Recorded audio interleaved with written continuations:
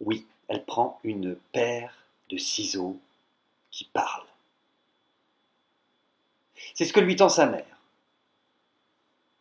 Et le lendemain, elle prend son baluchon, elle prend sa paire de ciseaux qui parlent, elle dit adieu à sa mère, et elle prend le chemin. Elle prend le chemin, elle quitte le village, elle va loin dans la campagne, et à un moment donné, elle arrive à l'orée de la forêt, et là, il y a deux chemins. Elle ne sait pas lequel emprunter. Et puis elle entend, dans son sac, et clic et clac, et prend à droite, et clic et clac, et prend à droite. Alors qu'est-ce qu'elle fait? Elle prend le chemin de droite.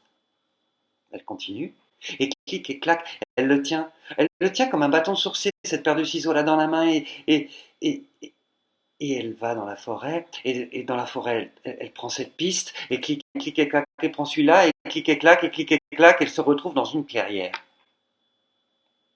Ça fait longtemps qu'il n'y a plus vraiment de chemin. Elle suivait la paire de ciseaux qui parle. Elle se retrouve devant une petite bicoque, une petite maison assez mignonne. Elle regarde, à l'intérieur, apparemment, il n'y a personne. Elle se dit que la paire de ciseaux a dû l'amener quelque part. Dans cet endroit-là, ce n'est pas pour rien. Elle toque, elle n'entend pas de réponse. Elle toque encore, elle décide de rentrer. Elle rentre, elle voit une grande salle. Une grande pièce. Là-bas, au loin, la cheminée. Et puis surtout, devant elle, une grande table avec 6 chaises. Et il y a 6 assiettes à soupe, 6 grosses cuillères en bois. Et au centre, il y a une énorme marmite.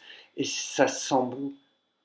En fait, avant même qu'elle ait vu, elle a senti cette bonne odeur, une odeur de chou. C'est une soupe aux choux. Elle n'a pas mangé depuis des heures et des heures. Elle a marché, suivi cette paire de ciseaux. Elle voit cette soupe. Elle a faim.